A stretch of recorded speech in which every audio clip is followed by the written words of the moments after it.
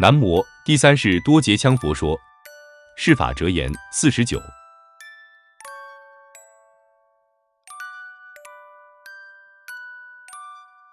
世事之业，福可下次为念。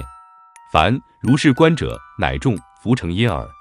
明日之念，后日之理，直至百年，悉归故里，核心了理之为。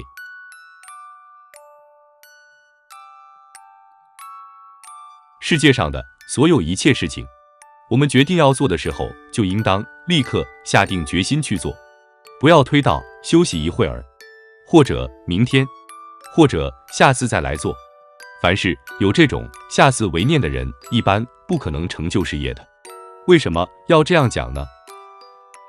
因为有这种想法的人已经种植了懈怠之因，这样下去，明天他往往又推后天，后天他又再推大后天，最后一直推下去，1年、2年，乃至于时间一久，就将这件事情忘掉了。所以直至他死亡，事业也没有去办成功，甚至于连边都没沾到。我们懂到这个道理以后，凡是要做一件事，应该当下着手，不可能往下而推。往下而推的人是不可能成就任何事业的。感谢您的收看，欢迎订阅、按赞、留言及分享我们的频道。